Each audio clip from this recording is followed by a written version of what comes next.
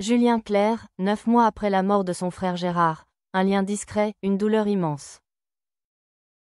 Le 17 août 2023, sur la scène de La Baule, Julien Clerc chantait le cœur brisé. 2 jours plus tôt, une tragédie venait bouleverser sa vie. Son frère Gérard Leclerc, journaliste bien connu du paysage audiovisuel français, trouvait la mort dans un accident d'avion. Il se rendait justement au concert de son frère. Ce jour-là, le destin a frappé sans prévenir. Le drame s'est noué dans les airs. Gérard Leclerc pilotait lui-même l'appareil, accompagné de Michèle Monory, fille de l'ancien président du Sénat René Monory, et d'une amie. Leur avion, parti de Loudun, n'arrivera jamais à destination. L'enquête évoque une possible erreur humaine ou une défaillance technique. Mais pour Julien Clerc, le choc reste indicible. Il m'avait donné rendez-vous ici ce soir, le destin en a décidé autrement. Malgré le deuil, l'artiste a choisi de monter sur scène, pour honorer son frère, pour faire ce qu'il sait faire de plus sincère, chanter. Devant plus de 1400 spectateurs émus, il avait alors livré ces mots poignants. Chanter, ce n'est pas un métier, c'est la façon que j'ai trouvée pour traverser cette vie, pour dire je t'aime aux gens.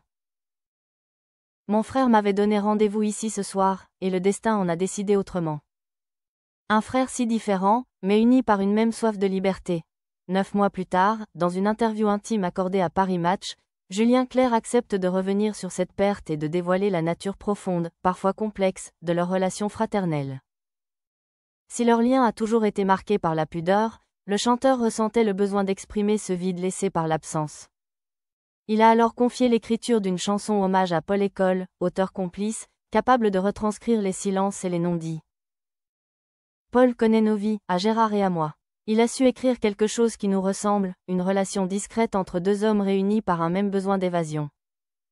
Refusant tout pathos, Julien Clerc parle de cette chanson comme d'un poème, une évocation douce mais puissante de ce drame, sans tomber dans la tristesse appuyée. Il évoque le drame sans être triste, sans être doux, juste en étant poétique.